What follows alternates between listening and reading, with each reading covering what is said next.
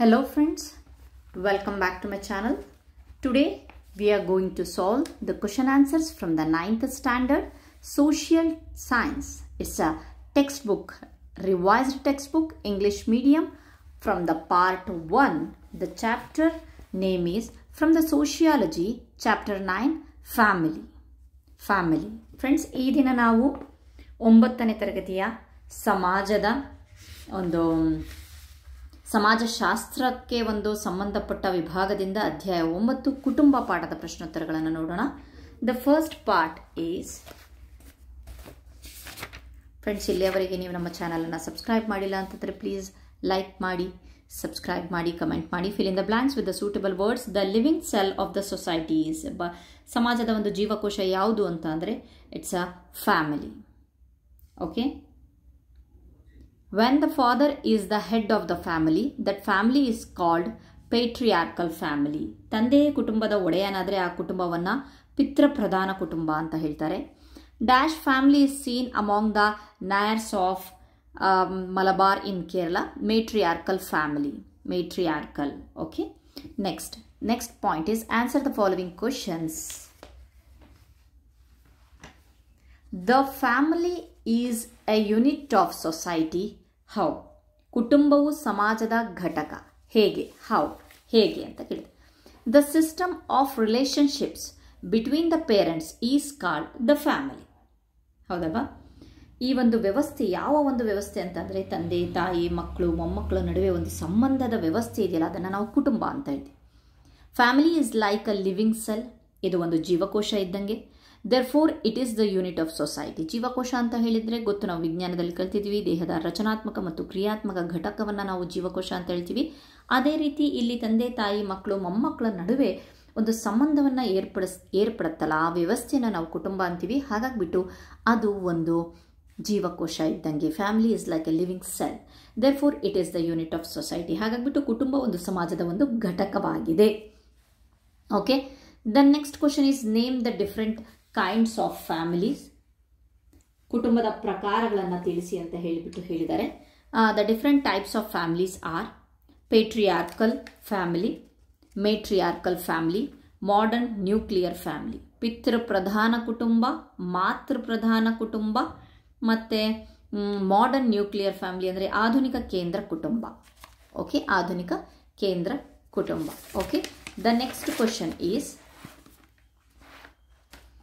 What do you mean by undivided family? Undivided family ಅಂದರೆ ಅವಿಭಕ್ತ ಕುಟುಂಬ ಅಂತ ಅಂದರೆ ಏನು ಅಂತ. A family consisting of father, mother, children and grand children is called a joint or undivided family. ಅವಿಭಕ್ತ ಕುಟುಂಬದಲ್ಲಿ ಪತಿ, ಪತ್ನಿ, ಮಕ್ಕಳು, ಅಷ್ಟೇ ಅಲ್ಲದೆ ಮರಿ ಮಕ್ಕಳು, ಹೀಗೆ ಎರಡಕ್ಕಿಂತ ಹೆಚ್ಚು ತಲೆಮಾರಿನವರು ಇರ್ತಾರಲ್ಲ, ಸೊ ಅದನ್ನು ನಾವು ಜಾಯಿಂಟ್ ಫ್ಯಾಮಿಲಿ ಅಥವಾ ಅನ್ಡಿವೈಡೆಡ್ ಅವಿಭಕ್ತ ಕುಟುಂಬ ಅಂತ ಹೇಳ್ತೀವಿ. What is mean by nuclear family? Nuclear family ಅಂದರೆ ಕೇಂದ್ರ ಕುಟುಂಬ ಅಂತ ಅಂದರೆ ಏನು ಅಂತ ಹೇಳಿದ್ದಾರೆ. A family having husband, wife and their unmarried children is called a modern nuclear family. ಅಂತಂದರೆ ತಂದೆ ತಾಯಿ ಮತ್ತು ಅವರ ಅವಿವಾಹಿತ ಮಕ್ಕಳು ಮಾತ್ರ ಆ ಒಂದು ಕುಟುಂಬದ ಸದಸ್ಯರಾಗಿದ್ದರೆ ಅದನ್ನು ನಾವು ನ್ಯೂಕ್ಲಿಯರ್ ಫ್ಯಾಮಿಲಿ ಅಥವಾ ಕೇಂದ್ರ ಕುಟುಂಬ ಅಂತ ಹೇಳ್ತೀವಿ. Okay. What are the features of family? ಒಂದು ಕುಟುಂಬದ ಲಕ್ಷಣಗಳು ಯಾವುವು ಅಂತ ಹೇಳ್ತಿದ್ದಾರೆ. So first is family is universal. ಕುಟುಂಬ ಸಾರ್ವತ್ರಿಕವಾಗಿದೆ. It is a social system seen in all the times and all the countries. ಎಲ್ಲ ಕಾಲಕ್ಕೂ ಎಲ್ಲ ದೇಶಗಳಲ್ಲಿ ಕಂಡುಬರುವ ಒಂದು ಸಾಮಾಜಿಕ ವ್ಯವಸ್ಥೆಯಾಗಿದೆ. It is the core of society, ಅಂದರೆ ಇದು ಎಲ್ಲ ವ್ಯವಸ್ಥೆಗಳಿಗೆ ಒಂದು ಕೇಂದ್ರವಾಗಿದೆ. It is from the family that neighbourhoods, villages, cities and Nations have evolved. ಅಂದರೆ ಕುಟುಂಬಗಳಿಂದಲೇ ನೆರೆಹೊರೆ, ಗ್ರಾಮ, ನಗರ ಮತ್ತು ರಾಷ್ಟ್ರ ನಿರ್ಮಾಣಗೊಂಡಿದೆ. ಹೌದಲ್ವಾ? The next, the members of the family not only realise their social responsibilities but also understand the cooperation. ಅಷ್ಟೇ ಅಲ್ಲದೆ ಕುಟುಂಬದ ಸದಸ್ಯರು ಇರ್ತಾರಲ್ಲ, ಅವರು ಬರೀ ಫ್ಯಾಮಿಲಿಯಲ್ಲಿ ಇರೋದಷ್ಟೇ ಅಲ್ಲ, ಅವರು ಒಂದು ಸಾಮಾಜಿಕ ಒಂದು ಹೊಣೆಗಾರಿಕೆಯನ್ನು ಅವರು ಅರಿತುಕೊಂಡಿರ್ತಾರೆ. ಅಷ್ಟೇ ಅಲ್ಲದೆ ಒಂದು ಕೋಆಪರೇಷನ್ ಜೊತೆಗೆ ಅಂದರೆ ಸಹಕಾರದ ಜೊತೆಗೆ ನಡೆಸ್ಕೊಂಡು ಹೋಗ್ತಾ ಇರ್ತಾರೆ. Okay. Next is, thus the family is called a universal, permanent and traditional structure. ಹಾಗಾಗಿ ಫ್ಯಾಮಿಲಿ ಅನ್ನೋದು ಯೂನಿವರ್ಸಲ್ ಸರ್ವವ್ಯಾಪಿ, ಪರ್ಮನೆಂಟ್ ಶಾಶ್ವತ, ಮತ್ತು ಟ್ರೆಡಿಷನಲ್ ಸ್ಟ್ರಕ್ಚರನ್ನು ಹೊಂದಿದೆ. ಅಂದರೆ ಪರಂಪರಾಗತ ಘಟಕವಾಗಿದೆ, ತಲೆಮಾರಿನಿಂದ ಬಂದಂತಹ ಒಂದು ಸ್ಟ್ರಕ್ಚರನ್ನು ಪಡೆದುಕೊಂಡಿದೆ ಕುಟುಂಬ ಅನ್ನೋದು. Okay, the next question is mention the role of childhood and youth in the social development stages of an individual. ಅಂದರೆ ವ್ಯಕ್ತಿಯ ಸಾಮಾಜಿಕ ಬೆಳವಣಿಗೆ ಹಂತಗಳಲ್ಲಿ ಬಾಲ್ಯ ಮತ್ತು ಯೌವನದ ಪಾತ್ರವನ್ನು ತಿಳಿಸಿ. ಯಾವ ರೀತಿಯಾಗಿ ಬಾಲ್ಯ ಮತ್ತು ಯೌವನ ತನ್ನ ರೋಲನ್ನು ಮಾಡ್ತಾ ಇದೆ. So the first point is in childhood and youth individuals learn social behaviour, language, customs and leadership.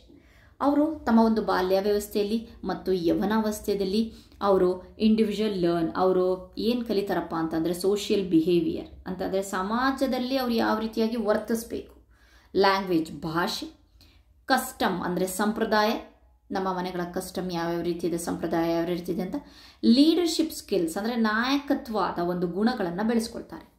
The second point is the child develop social relationships, discipline and understanding of social rules. ಅಷ್ಟೇ ಅಲ್ಲದೆ ಒಂದು ಮಗು ತನ್ನಲ್ಲಿ ಒಂದು ಸಾಮಾಜಿಕ ಸಂಬಂಧವನ್ನು ಯಾವ ರೀತಿಯಾಗಿ ಬೆಳೆಸ್ಕೊಳ್ಬೇಕು, ಮತ್ತು ಶಿಸ್ತನ್ನು ಯಾವ ರೀತಿ ಬೆಳೆಸ್ಕೊಳ್ಬೇಕು, ಮತ್ತು ಈ ಒಂದು ಸಮಾಜದ ರೂಲ್ಸ್ಗಳು ಇದೆ, ಕೆಲವೊಂದು ರೂಲ್ಸ್ಗಳು ನಮ್ಮ ಒಂದು ಸಮಾಜ ಒಂದು ಕೆಲವೊಂದು ರೂಲ್ಸ್ಗಳನ್ನು ಮಾಡ್ಕೊಂಡಿದೆಯಲ್ಲ, ಸೊ ಆ ರೂಲ್ಸ್ಗಳನ್ನು ತನ್ನಲ್ಲಿ ಡೆವಲಪ್ ಮಾಡ್ಕೊಳ್ಳುತ್ತೆ, ಅಭಿವೃದ್ಧಿ ಪಡಿಸ್ಕೊಳ್ಳುತ್ತೆ. So these traits formed early influence the individual's personality and behaviour in adulthood and old age. ಅಷ್ಟೇ ಅಲ್ಲದೆ ಈ ವಯಸ್ಸಿನಲ್ಲಿ ಬೆಳೆಸಿಕೊಂಡ ವರ್ತನೆಗಳಾಗಿರಬಹುದು, ಅಭಿಪ್ರಾಯಗಳಾಗಿರ್ಬೋದು, ಅದು ಪ್ರೌಢ ವ್ಯವಸ್ಥೆ ಮತ್ತು ಮುಪ್ಪಿನ ಕಾಲದವರೆಗೂ, ಓಲ್ಡ್ ಏಜ್ವರೆಗೂ, ಮುಪ್ಪಿನ ಕಾಲದವರೆಗೂ ಮುಂದುವರಿತಾನೆ ಇರುತ್ತೆ. Okay, the next point is explain the features of on undivided family.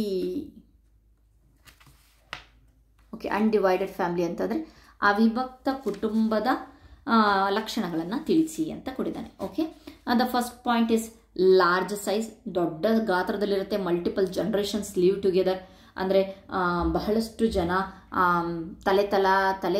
ತಲೆಮಾರಿನಿಂದ ತಲೆಮಾರಿಗೆ, ಫಾರ್ ಎಕ್ಸಾಂಪಲ್ ರಕ್ತ ಸಂಬಂಧಿಗಳಾಗಿರ್ಬೋದು, ಅಪ್ಪ ಅಮ್ಮ ಮಕ್ಕಳು ಮೊಮ್ಮಕ್ಕಳು, ಈ ರೀತಿ 2-3 ತಲೆಮಾರಿನವರಾದರೂ ಜೀವಿಸ್ತಾ ಇರ್ತಾರೆ. ಲಾರ್ಜ್ ಸೈಜಲ್ಲಿರುತ್ತೆ. ಕಾಮನ್ ಪ್ರಾಪರ್ಟಿ, ಆಸ್ತಿ ಕಾಮನ್ ಆದಂತಹ ಒಂದು ಸಾಮಾನ್ಯ ಆಸ್ತಿಯನ್ನು ಹೊಂದಿರ್ತಾರೆ.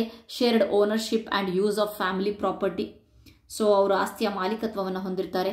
ಸೊ ಒನ್ ಕಿಚನ್ ಅಂದರೆ ಅಡುಗೆ ಮನೆ, ಒಂದೇ ಅವಿಭಕ್ತ ಕುಟುಂಬದ ಸದಸ್ಯರು ಸಾಮಾನ್ಯವಾಗಿ ಒಂದೇ ಅಡುಗೆ ಮನೆಯಲ್ಲಿ ಆಹಾರ ಸಿದ್ಧಪಡಿಸ್ತಾರೆ. Food is cooked and eaten together, ಜೊತೆಗೆ ಅಡುಗೆ ಮಾಡ್ತಾರೆ, ಜೊತೆಗೆ ತಿಂತಾರೆ. ರಿಲಿಜಿಯಸ್ ಯುನಿಟಿ, ಧಾರ್ಮಿಕ ಒಂದು ಯುನಿಟಿ ಇರುತ್ತೆ. ಶೇರ್ಡ್ ವರ್ಷಿಪ್ ಆ್ಯಂಡ್ ರಿಚುವಲ್ಸ್, ಅಷ್ಟೇ ಅಲ್ಲದೆ ಒಂದು ಆಚರಣೆಗಳಾಗಿರ್ಬೋದು, ಮತ್ತು ರಿಚುವಲ್ಸ್ ಅಂತ ಅಂದರೆ ವಿಧಿ ಆಚರಣೆಗಳು, ರಿಚುವಲ್ಸ್ ಅಂದರೆ ಆಚರಣೆಗಳು, ವಿಧಿಗಳಾಗಿರ್ಬೋದು, ಆಚರಣೆಗಳನ್ನು ಸೇರಿಕೊಂಡು ಮಾಡ್ತಾರೆ. ಅಥಾರಿಟಿ ಸ್ಟ್ರಕ್ಚರ್, ಅಧಿಕಾರದ ಸಂರಚನೆ. Eldest members holds the decision making power, ಅಂದರೆ ಅವಿಭಕ್ತ ಕುಟುಂಬದಲ್ಲಿ ಎಲ್ಲರಿಗಿಂತ ಹಿರಿಯ ಸದಸ್ಯರು ಯಾರಿರ್ತಾರೋ ಅವರೇ ನಿರ್ಧಾರವನ್ನು ತೆಗೆದುಕೊಳ್ಳುವ ಅಧಿಕಾರವನ್ನು ಹೊಂದಿರ್ತಾರೆ. So okay, these are all the features of the undivided family. And the last question is what are the reasons for the increase in the numbers of divided families. ಯಾಕೆ ವಿಭಕ್ತ ಕುಟುಂಬಗಳು ದಿನೇ ದಿನೇ ಹೆಚ್ಚಾಗಕ್ಕೆ ಕಾರಣ ಆಗ್ತಾ ಇದೆ ಅಂತ ಅಂದರೆ, ಒಂದು ಅರ್ಬನೈಸೇಷನ್ ಆ್ಯಂಡ್ ಇಂಡಸ್ಟ್ರಿಯಲೈಸೇಷನ್. ಅರ್ಬನೈಸೇಷನ್ ಅಂದರೆ ನಗರೀಕರಣ ಮತ್ತು ಕೈಗಾರಿಕಾ ಅಭಿವೃದ್ಧಿ ಆಗಿರ್ಬೋದು. Next modern thinking and democratic values, ಆಧುನಿಕ ಒಂದು ಯೋಚನೆಗಳು ಮತ್ತು ಪ್ರಜಾಪ್ರಭುತ್ವ ಮೌಲ್ಯಗಳು ಜಾಸ್ತಿ ಆಗ್ತಾ ಇದೆ. ಮೆಟೀರಿಯಲಿಸ್ಟಿಕ್ ಆ್ಯಟಿಟ್ಯೂಡ್ಸ್ ಅಂದರೆ ಭೌತಿಕವಾದ ಮನೋಭಾವ ಜಾಸ್ತಿ ಆಗ್ತಾ ಇದೆ. ಮತ್ತು ಪರ್ಸ್ಯೂಟ್ ಆಫ್ ಪ್ರೈವಸಿ, ಗೌಪ್ಯತೆ, ನಾವು ಸಪ್ರೇಟ್ ಆಗಿರಬೇಕು, ನಾವು ಅಲ್ಲಿಗೆ ಹೋಗಬೇಕು, ನಾವು ಇಲ್ಲಿಗೆ ಹೋಗಬೇಕು, ಸಪ್ರೇಟ್ ಆಗಿದ್ದರೆ ಅಂದರೆ ಬಹಳಷ್ಟು ಜನರ ಜೊತೆಗೆ ಅವಿಭಕ್ತ ಕುಟುಂಬ ಇದ್ದರೆ ಎಲ್ಲಿಗೆ ಹೋಗ್ತಾ ಇದೆಯಾ, ಟೈಮ್ ಆಯಿತು, ಇಷ್ಟು ಹೊತ್ತಾಯಿತು, ಒಬ್ಬಳೇ ಹೋಗ್ತಾ ಇದೆಯಾ, ಇಷ್ಟೊತ್ತಿಗೆ ಬರ್ತಾ ಇದೆಯಾ ಅಂತಾರೆ. ಸೊ ನಾವು ಒಂದು ವಿಭಕ್ತ ಕುಟುಂಬದಲ್ಲಿದ್ದರೆ ಈ ರೀತಿಯಾಗಿ ಕ್ವಶನ್ ಮಾಡೋರು ಯಾರು ಇರಲ್ಲಲ್ವಾ. So pursuit of privacy. Next women's independence and education, ಒಂದು ಮಹಿಳಾ ಸ್ವಾತಂತ್ರ್ಯ ಮತ್ತು ಶಿಕ್ಷಣ. ನೆಕ್ಸ್ಟ್ ಚೇಂಜಿಂಗ್ ಸೋಷಿಯಲ್ ವ್ಯಾಲ್ಯೂಸ್ ಅಂತಂದರೆ ಸಾಮಾಜಿಕ ಮೌಲ್ಯಗಳ ಬದಲಾವಣೆ ಆಗ್ತಾ ಇದೆ. ಮತ್ತು ಡಿಕ್ಲೈನ್ ಇನ್ ರಿಲಿಜಿಯಸ್ ಫೇತ್, ಧಾರ್ಮಿಕ ಒಂದು ನಂಬಿಕೆಗಳಲ್ಲಿ ಕುಸಿತ ಬರ್ತಾ ಇದೆ. ಸೊ ನಮ್ಮ ಒಂದು ಅಜ್ಜಂದರು ಬೆಳಿಗ್ಗೆ 5:30 6 ಗಂಟೆಗೆ ಅಜ್ಜಿಯಂದರು ಎದ್ದು ಬಿಟ್ಟು ಸೊ ತುಳಸಿ ಪೂಜೆಯನ್ನು ಮಾಡ್ತಾಯಿದ್ರು. ಸೊ ಬಹಳಷ್ಟು ರೀತಿಯ ವೃತ್ತಗಳನ್ನು ಆಚರಿಸ್ತಿದ್ರು. ಈ ಎಲ್ಲದರ ಮೇಲಿನ ಒಂದು ನಂಬಿಕೆ ಕಳ್ಕೊಂಡು ವಿಭಕ್ತ ಕುಟುಂಬದಲ್ಲಿರಬೇಕು ಅಂತ ಹೇಳ್ಬಿಟ್ಟು ಆಸೆ ಪಡ್ತಾ ಇದ್ರು. Okay, next need for personal freedom and individual happiness. So ಒಂದು ವೈಯಕ್ತಿಕ ಸ್ವಾತಂತ್ರ್ಯ ಆಗಿರಬಹುದು ಅಥವಾ ವೈಯಕ್ತಿಕ ಸಂತೋಷ ಆಗಿರಬಹುದು.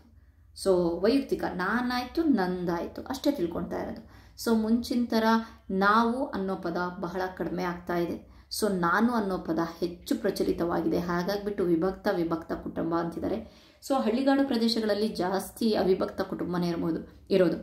ಆದರೆ ಈ ಸಿಟಿಗಳಲ್ಲಿ ಏನಾಗ್ತಾ ಇದೆಯಪ್ಪ ಅಂತಂದರೆ ಹೆಚ್ಚು ಅವಿಭಕ್ತ ಕುಟುಂಬ ಹೋಗ್ಬಿಟ್ಟು ಸೊ ಫ್ಯಾಮಿಲೀಸ್ಗಳು ಡಿವೈಡ್ ಆಗಿ ವಿಭಕ್ತ ಕುಟುಂಬ ಜಾಸ್ತಿ ಆಗ್ತಾ ಇದೆ. So these are all the reasons for the increase in the numbers of the divided families ಅಂತ ಹೇಳ್ಬೋದು. ಸೊ ಐ ಹೋಪ್ ನಿಮಗೆ ನನ್ನ ವೀಡಿಯೋಸ್ಗಳು ಇಷ್ಟ ಆಗ್ತಾ ಇದೆ ಅಂದ್ಕೊಂಡಿದ್ದೀನಿ. ಪ್ಲೀಸ್ ಒಂದು ಕಮೆಂಟ್ ಮಾಡಿ ಹೇಳ್ರಪ್ಪ ಇಷ್ಟ ಆಗ್ತಾ ಇದೆಯೋ ಇಲ್ಲ ಅಂತ ಹೇಳಿಬಿಟ್ಟು. So thank you so much for watching my videos.